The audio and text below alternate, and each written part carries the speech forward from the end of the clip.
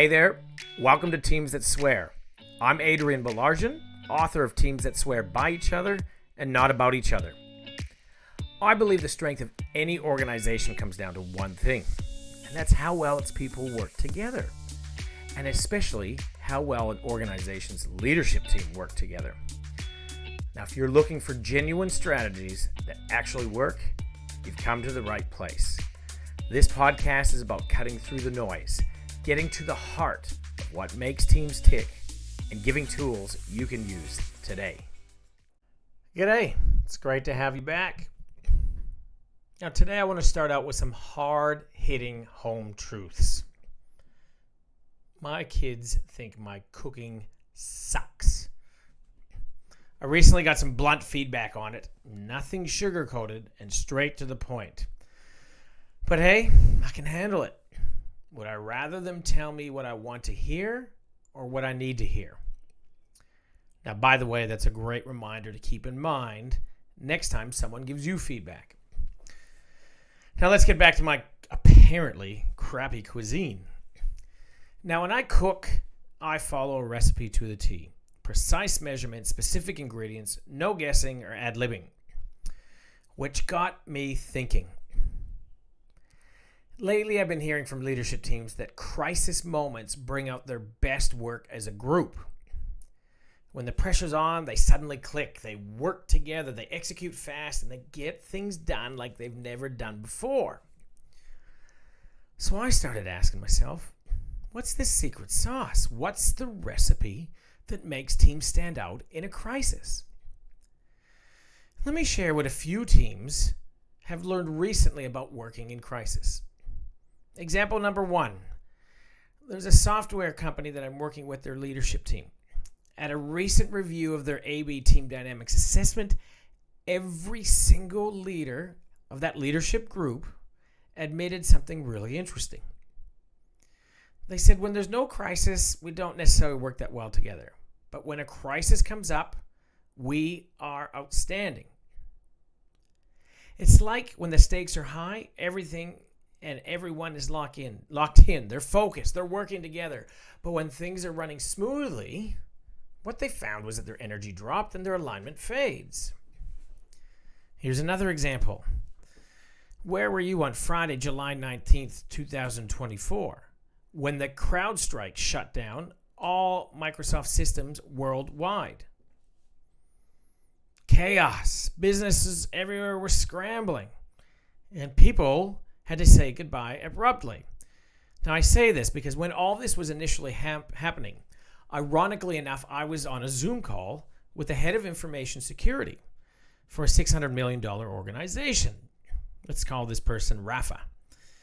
Mid-call, someone came up to him, tapped him on the shoulder, and all of a sudden Rafa says to me, "Hey, sorry, I need to go handle something."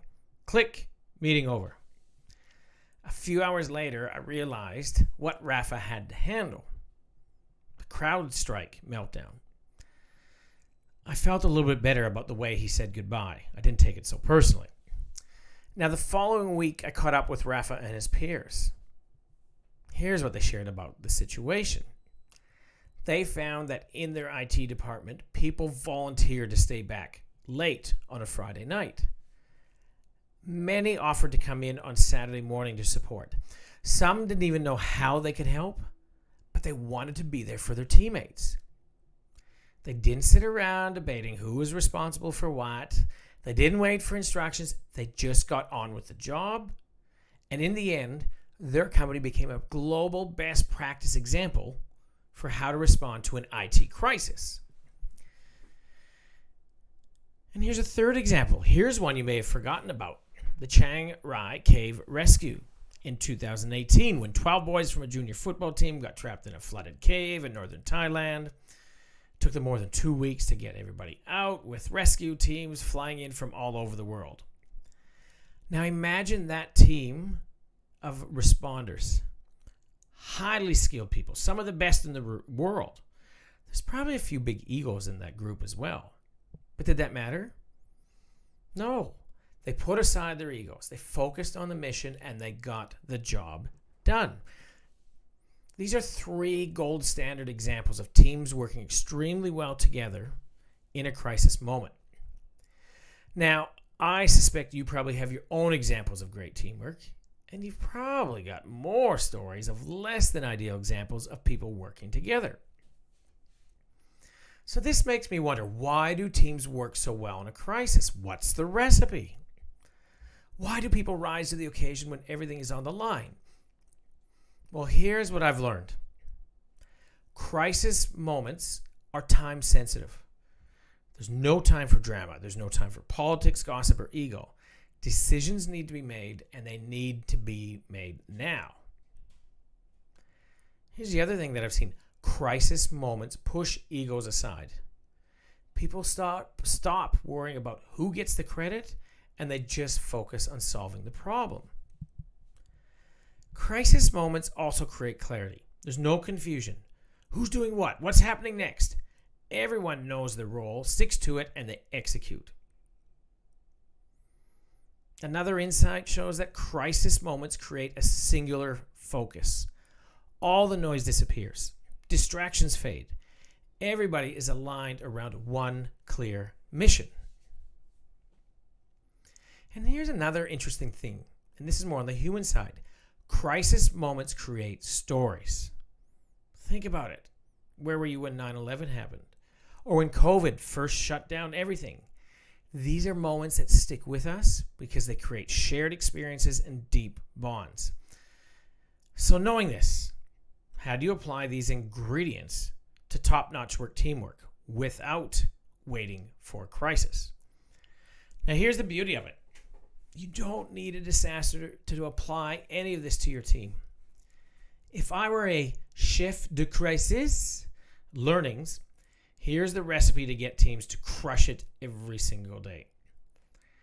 Start off with 1 dose of deadlines, a real sense of urgency and not an artificial pressure.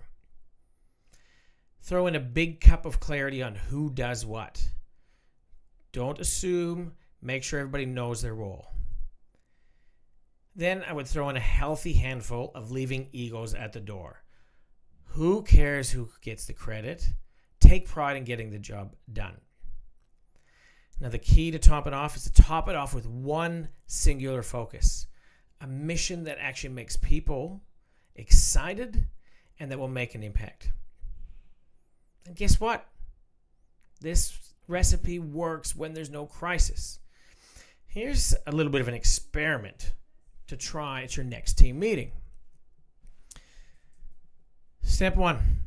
A few days before the meeting, ask everyone to come prepared with a story about a crisis they've worked through with others. Step 2. At the next meeting, scrap your normal agenda. Trust me, your team will thank you for it. Step 3. Give each person 3 minutes to share their crisis story. Your job is to listen for patterns. Step 4, as people are telling their stories, ask them, what were the key ingredients that made the outcome successful? Then step 5, as the leader, summarize and play back to the group what you learned from their stories. And step number 6, and this is the game changer, ask your team this. How can we as a group create that same level of focus, urgency, and alignment without waiting for a bloody crisis? Then take it one step further. Throw out to the team this one question with the following 2 criteria. Ask them this. What's one big thing? What's our singular focus that we can do together in the next 3 months? Notice the deadline. Then whatever you guys decide on, it has to meet these 2 criteria. The first one is that everybody's input and efforts are required. There are no passengers on this one. And the second criteria is ask them, what would make a massive difference to our team, our customers, or our business? Now, if there's anything to be taken away from our chat today, it's this. Do not wait for a crisis for your team to be at their best.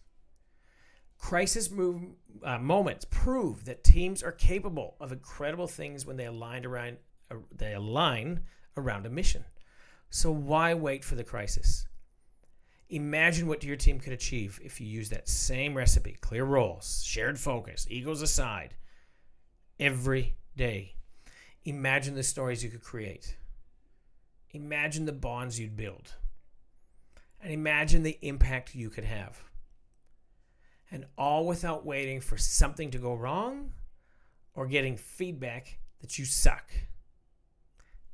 So, what's your team's next big mission?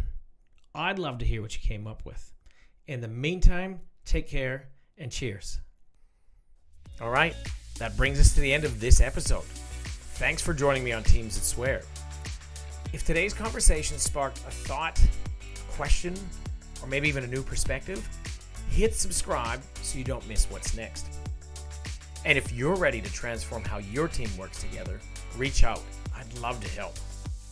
Because teams that swear by each other and not about each other don't happen by chance.